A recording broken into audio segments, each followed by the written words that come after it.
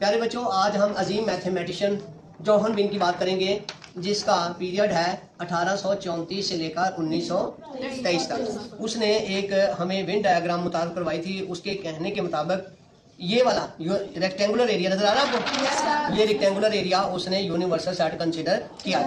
Universal set है जिसको हम इस अलामत के साथ यू शक्ल की अलामत से ज़ाहिर करते हैं।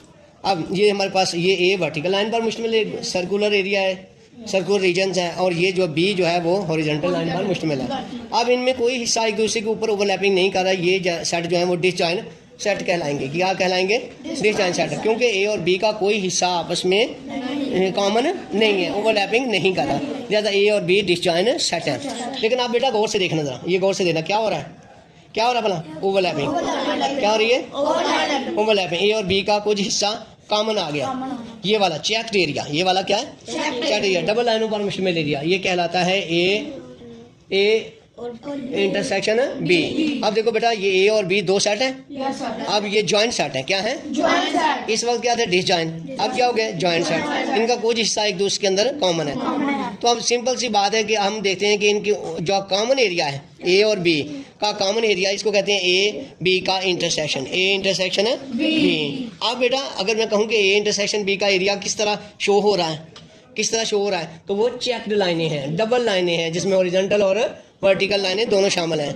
यानी इसमें वर्टिकल लाइनें भी हैं और हॉरिजॉन्टल लाइनें भी हैं। ये ए इंटरसेक्शन बी है, ये वाला हिस्सा, ये वाला नजर आ रहा है पास। प्यारे बच्चों, अब हम ए यूनियन बी की बात करते हैं। ए यूनियन बी की बात करते हैं। अब ए यूनियन बी यहाँ से शुरू हुआ है, ये वाला वर्टिकल लाइनों वाला हिस्सा भी आएगा और ये वाला हॉरिजॉन्टल लाइनों वाला भी हिस्सा आएगा, और इसमें ये जो इंटरसेक्शन जिसे अभी हमने कहा है चेक्ड एरिया, डबल लाइनों वाला एरिया भी शामिल होगा। अब इसको कैसे ज़ाहिर करेंगे? ए यूनियन बी को कैसे ज़ाहिर करेंगे? ऐसे लिख देंगे ए यूनियन बी। ये यूनियन की अलामत है और ये ऊपर वाली क्या थी? इंटरसेक्शन की अलामत है। ए यूनियन बी में बेटा दो एरिया हैं, एक वर्टिकल लाइन वाला एरिया, ये नजर आ रहा है ये वाला, और आगे चेक्ड एरिया कॉमन डालेंगे।